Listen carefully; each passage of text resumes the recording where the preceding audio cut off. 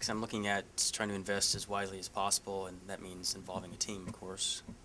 But if I can't get into Restaurant Row or a prime location, uh, what is my next step? Where am I looking to go next? If you can't get into Restaurant Row, and you can't get in,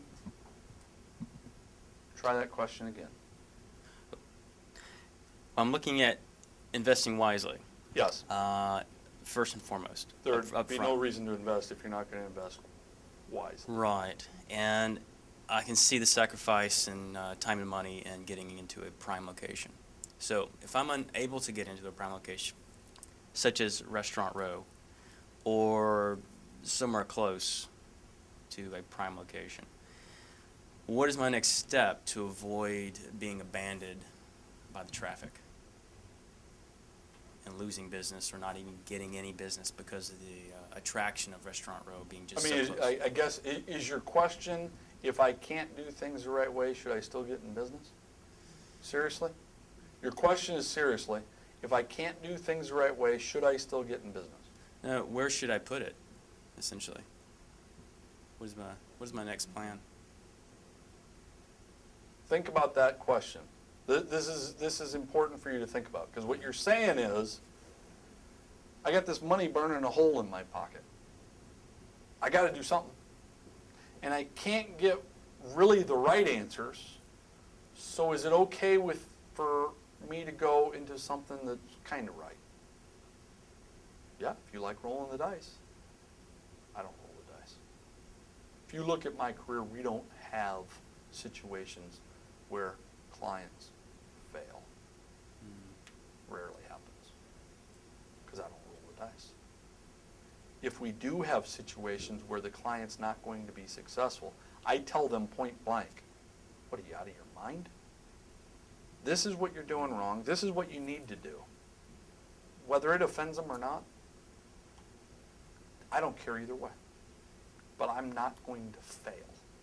And therefore, if they still want to make those decisions, I'm out. You can't pay me enough money. Well, but see, that's the culture of the industry. The culture of the industry is a lot like what you're saying, which is, oh, I'm going to lose sites and I won't be able to get in business, so I'm going to pick the wrong site just so I can get in business.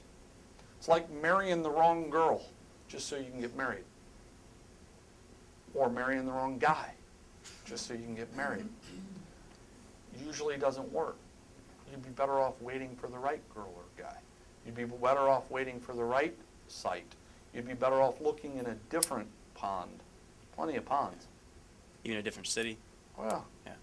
that's what different pond is. Different pond is, don't be afraid to look at a different city. It would be easier for you to move than you to live under the bridge in the city you're in. Right.